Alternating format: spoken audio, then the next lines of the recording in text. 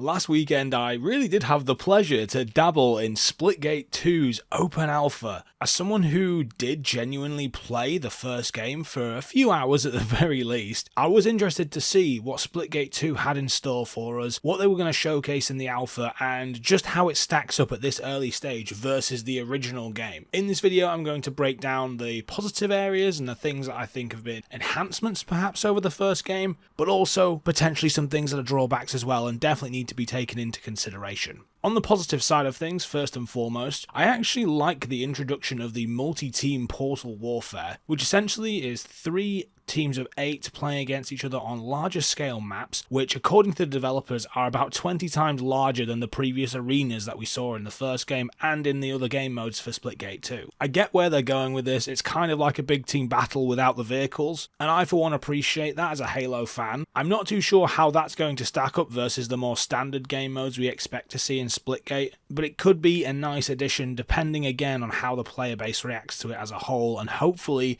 people playing that will also continue to play the arena modes and vice versa too. We also got to dabble with a couple of the new game modes like Split Ball in the alpha, which is an interesting take I guess in combining both Oddball from Halo and Capture the Flag as well, so you have to play defense and offense at exactly the same time. As we know, as someone who likes their objective based game modes, I think it could be an interesting one to get to grips with, and at least when I played it I definitely struggled somewhat because I wasn't really used to exactly how the flow of the maps and the flow of the gameplay would work in a mode where you are doing both at the same time. Now, bringing in 3 separate factions with their different loadouts and weapons is an interesting move and obviously adds a number of different progression pathways depending on how you like to play Splitgate 2. Whether you're going to be more aggressive, whether that be through scanning, or more defensive using a wall as defense, you can really shape your playstyle around these different factions and ultimately pick which one you think is going to work the best for the way you like to play. It's not going to be as cookie cutter as Splitgate 1 where everyone essentially did the same things or had the same loadouts and was working in the same way. I guess they're hoping this will make the game a bit more tactical in terms of the way you compose your squads and teams, and also the type of weapons and equipment you're going to run in each individual class too. Branching it out tactically even more, adding even more equipment pieces into the game, definitely kind of gives it a level up on Splitgate 1 in terms of just how you're going to be running those alongside your teammates.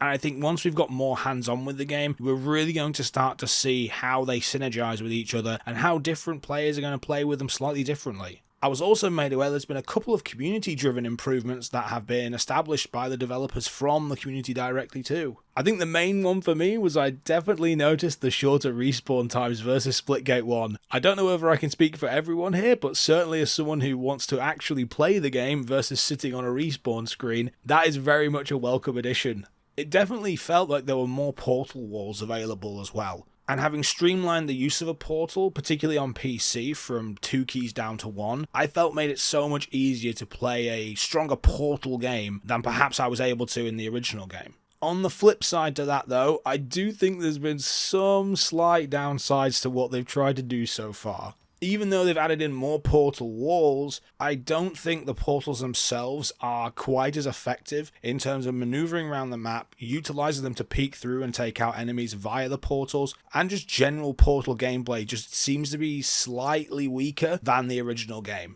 Whether that will change though as we get to play more maps and modes, so I'm not going to go too hard on that point in this video. Conversely though, introducing classes and factions, do you think the devs felt maybe that they had to include a class-based system because again, that's what we typically see in FPS games these days, rather than keeping it to its stripped back kind of arena shooter roots? There was certainly less verticality in the maps as well. At least the ones that I played in the alpha, compared to Splitgate 1, certainly didn't have any kind of high to reach spots or challenges in verticality where you can potentially surprise your opponents. One of my favourite things about Splitgate 1 was being able to portal around the map, get up to high places or equally low places and play those for an advantage versus your opposition. In the maps that I played on during the alpha, it certainly felt that even though there were more portal walls and you were able to get around the map, it was all very much on a level plateau, and it ultimately just came down to gun skill winning gunfights rather than any kind of map advantage. Again though, some people might like that,